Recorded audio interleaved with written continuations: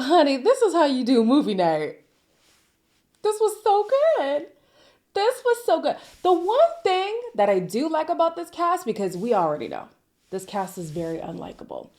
The one thing that I do like is that when it comes to not having a filter, these people have never learned what that word means. Since we're talking about definitions in this episode, they do not know what having a filter means, honey. They are going to give the most savage response ever. And that's what made this movie night so perfect. I loved almost every second of it. We're going to get into the things that I didn't like. But before I get into it, please make sure to like this video, subscribe and hit the bell, and leave a comment down below. The episode starts with Savannah, who's happy that she is now coupled up with Trent because she has unresolved feelings for him. I was going to tell you that I do have a little bit of a crush on you. And now I'm sitting here with you and I'm kind of being forced to say it. First of all, I don't blame you. Because I am pretty irresistible, but we've obviously got to give it a crack. I think it would be stupid not to. If this doesn't work out between us anyway, we're still going to be best friends after it. So yeah, it does. I'm so happy the episode ended the way that it did because I feel like Savannah was this close to giving Trent the best of both worlds. We know that if he could take her down right now without any consequences, he really would, okay? We know that he's very eager for sex, and Savannah is likely to give it to him if he was persistent enough, you know? So this whole, well, at least if it doesn't work out, we know that we'll just be friends. I think that was him kind of alluded to the fact that he would be okay if they were friends with benefits. And then, you know, if it turns into something great, but if it doesn't, they were already friends to begin with. I think that's where his head was at. So thankfully, Savannah got to see the truth about how Trent really feels about her. So that's going to be dead in the water. Thank God. Then we have Kale, who says that he sees a future with Tyra. Now, oftentimes when they talk, I can't really get a gauge on what exactly the future is that they're saying that they see with each other. However, I do see more potential with them than I did with him and Nikia. Don't know what it is. Maybe it's just a vibe. They have a better vibe. They just do. They connect on a deeper level. It seems like they're on the same page. Whereas Nikia, I don't really know what Nikia, I don't know. And everybody now is making comments about Nikia being 21. I'm sorry. I'm not going to take that as an excuse. Everybody knew she was 21. Like, Kale later on in the episode is like, well, it makes sense now to be with Tyra because Nikia is 21 and she's young and she doesn't know what she wants or whatever. She's been 21 the whole time. If y'all pursue her knowing her age, that's a you issue. I'm sorry. That's a you issue. So anyways, at least he's now connected with somebody who is in alignment with what he's looking for, okay? The next day, the guys do a little cute gesture. Whether or not they came up with the idea, I don't know. But they made breakfast in bed for the women, and everybody's like, oh my gosh, this is so cool. Everybody's coupled up. It's happy days. Not for long. They get a text that movie night is coming, and immediately, people are doing damage control. she lets guys walk all over her and treat her like shit. That's a bit of a turn off for me. Yeah, it's not really, the worst thing in the world to say, but I thought I'd get that one out there in case that pops up later. I mocked your accent at one point. Why the fuck are you mocking my accent? That's just fucking rude. Just feel like you kind of want problems sometimes. Gonna sit in the sun with me, or are you gonna be annoying and say no? Honestly, I don't even remember Kale saying that about Tyra, but at least he fessed up to it. Because a lot of people like to pretend like they don't remember what they said. You do. Even if you don't remember verbatim, you remember the essence of what you said. Zach is one of them. He was on the defense, and I'm like, of course you're on the defense. Because you know that you slag everybody off any moment you get, including your girlfriend. Well, they're not girlfriend and boyfriend, but your girl. Like, he knows himself. He has self-proclaimed. He is a self-proclaimed snake. It's just who he is. He knows himself. So let's get into movie night, okay? The first title of movie night is The Dark Nikia Rises. And we see her on the date with Andy. I'm sorry, this was very light. My head was so solid until... 24 hours later. You got over that quick, didn't you? Yeah. Fucking hell, I'm gonna move on the way you do, babe. 24 hours later. Yeah. You're gonna get me into trouble. You mean to tell me you're going to name the title The Dark Nikia Rises. And it's this frou-frou date with Andy. She didn't even say nothing crazy, to be honest. Not to me, at least. It must suck to hear it being Kale, who had feelings for Nikia at the time, but come on. It really wasn't that deep. If they really wanted to sell it, every confessional, because here's the thing, they're going to see this stuff back anyways. So why not show it now? Every confessional of Nikia saying she wants to drown this person, she's better than this person, she this person, that person, this person's stupid, this person, I hate them, this person, like, that would have been the dark Nikia Rises, because to your face, she's, love you sis, but behind the scenes, okay, that's the dark Nikia, but whatever, let's move on. The next one is Enemy of the Nate. And I was excited because I've been waiting for Zach's reckoning. Zach, Reed, and Trent's reckoning. And first is Zach. I told you I asked. He's told me that I'm his number one and he's not even interested in Tia.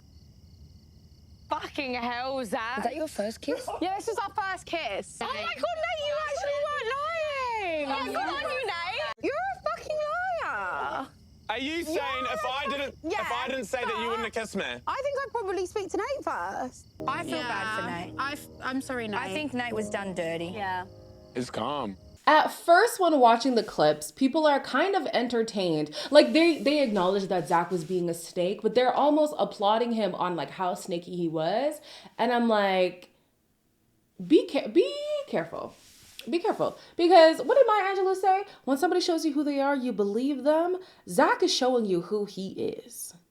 You better believe him. And I'm saying this because even though Lucinda is like, Zach, you're a liar. Zach, you're the worst. Zach, you're in the next episode, it looks like she's now begging him for forgiveness. For what?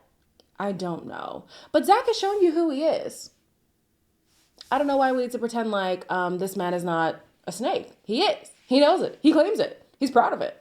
So anyways, people are now also realizing that Nate has gotten the short end of the stick and he's essentially been the punching bag for the other guys.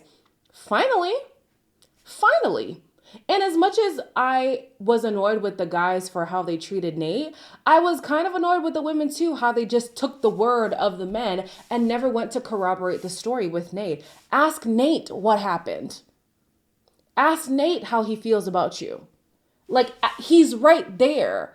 Why everybody overlooks him, I don't know. I think it's the whole him being just too nice of a guy. You could easily be a doormat in a situation like that, but oh my gosh, finally people are seeing it. But is that going to change the way that they treat him? I don't know. Nate, you need to stand up, man. Jeez.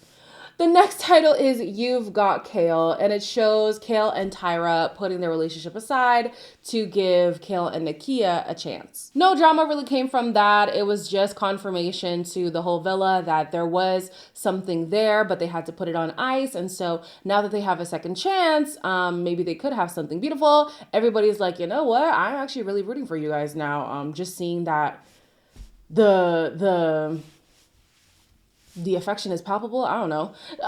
Just like whatever they've got is real. Okay, let's move on. The next title is, where is it? Curious Georgia. They did her dirty. Is that in the same spot? I told you I get it all. I told him straight away this morning. I was like, I'm so sorry. Georgia, did you tell me? She did not say that. She's too immature to be here. 100%. There's something not right with that, bro. Like, a normal person wouldn't want to do that. She lied. She did not say anything to me on the sunbed. Okay, maybe I didn't do it in like absolute black and white, but I did wake up. I was like, there's something missing here. I felt like the communication probably could have been better, but... Yeah, come on, Georgia. I feel the same way that most of the villa feels about Georgia when they're saying like, girl, you don't really give straight answers. Like, what were you on about? But to hear it back to back from everybody, like, I really was starting to feel for her. I was. Because the guys were trying to, like, guilt her. And I was like, ooh, this is tough. It's true. But it's tough to hear. It's true, but it's tough to hear. Georgia does live in the gray. Hopefully she can now make things black and white with Nate. But like I said, when somebody shows you who they are, you believe them. I would be hard-pressed to think that she'd be anything different. on the outside. I think that she's going to be the same. But hey, you do you. All right. Next is Reed. I was so happy at this clip of Reed because his reckoning has finally come. You're going to pursue things with Kira now, you think? I'll push things with Kira. You're a fucking good actor. No. Coupling up with Tasia to stay here. You didn't even fancy Tasia. I think I have to. What does that mean? Don't look at me, I can't say shit. Hang on. Keep going. No. Reed, hang on. let her talk. Keep going. Okay. I did what I had to. I knew that there was another bombs coming in. And now Chloe's in. So I don't regret anything at all. The fact that Reed was pleased with his behavior and the men were also co-signing it, I feel like that just shows your character. And here's the thing too. I am a person who can separate entertainment to real life. But the people who are experiencing him in real life, acknowledging his behavior and being like not okay with it, should be cautious of his actions. They should. I'm looking at Chloe. Chloe turned into Auntie Chloe for a moment. She was like, Reed, that is not okay. And all the women were like, that's not okay. And the guys were like, oh, it wasn't even that bad. You guys are whatever. And so the girls start calling him a gaslighter because, in my opinion, he is. But he believes that he's not. And he doesn't appreciate the women using terms that they don't understand. Do you feel gaslighted? No, I wasn't here. Do you feel like you were the nastiest? Like, I don't know. You're using the wrong words, girls. Don't use words you don't understand, so. That was before I came in. Like, you know, I shouldn't... Like, yeah, it gives me, like, some things to think about, but, like, I wasn't here. No one has came through this villa that is his type. He's had to fight his way to stay here. You know, you gotta do what you gotta do to survive here. So, you know, I'm not even gonna lie. I don't really use the term gaslight because, I don't really know it in its entirety. So let's define gaslighting. Gaslighting is a form of psychological manipulation in which the abuser attempts to sow self-doubt and confusion in their victim's mind. Those are some serious words. Sow self-doubt in another person's mind. Yeah. You're a gaslighter, Reed. You're a gaslighter. So here I was ready for Auntie Chloe to be like, yeah, Reed, this was not cool of you. No. She gonna say, well, all of that stuff happened before I was here. And so I have to give him the benefit of the doubt. He reassures me. And you can send in another bomb and that'll be the test. Do you see me shaking? I'm not shaking. I'm not threatened. Okay. What did I say a few episodes ago? Women tend to be delulu enough to think that we are going to be the anomaly. We are going to be the exception. We're going to be the change, baby. If he doesn't want to change, you can't do anything about it. You can't do anything about it. If your partner does not want to change, there's nothing you can do about it. Okay? It doesn't matter if this stuff happened before. In my opinion, if it were me, it wouldn't matter if it happened to somebody else before I was here. The fact is, this is what you do. And just because you don't treat me that way, if you treat other people that way, it's a pause for concern for me. Pause and cause for concern. I need to step back and say, okay, now hold on. When could this behavior potentially turn on me? And even if it didn't turn on me, why do you feel pleased with yourself treating other people that way? I feel like a lot of guys, Reed is one of them. I think I said this earlier too. He's one of those guys who only respects women that he's attracted to. And to me that, nah. I need you to be a person who respects people regardless of your feelings towards them. Unless there was disrespect given to you, then I'm of the belief that, you got to give people what they give you sometimes, okay? So yeah, no, I'm sorry. She turned into baby Chloe after that. Auntie Chloe to baby Chloe. I was like, what is going on? And then the funniest part is there's a small clip of Lucinda showing her disappointment towards Chloe because she's like, how can you support somebody who behaves like this? What do you mean, Lucinda? What do you mean? Your man is the ringleader of the idiots of the villa. What do you mean?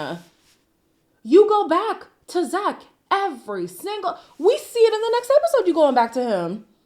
You one and the same, baby. You one and the same. Thankfully, she can call him out when he needs to be called out, but she goes right back to him with her tail between her legs. Come on, Lucinda, you all the same. The last clip or movie, whatever, for movie night is Natural Born Villain.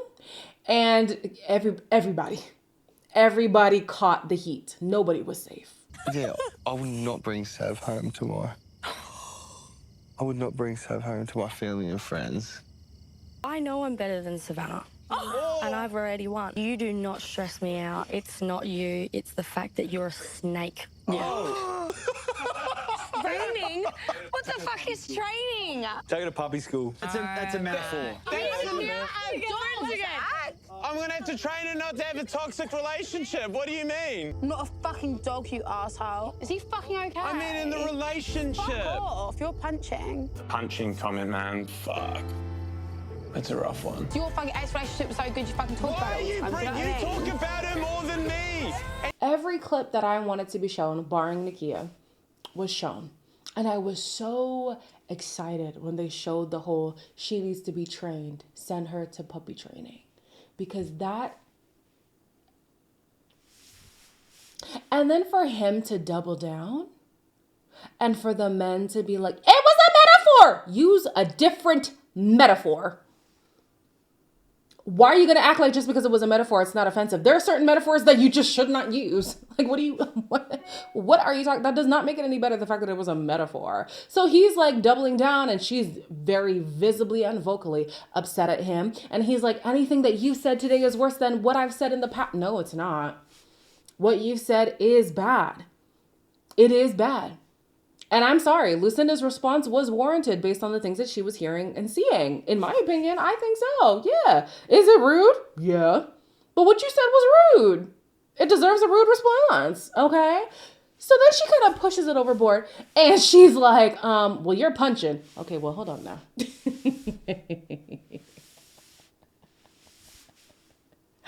I was with her until she said that. Do I think he's punching?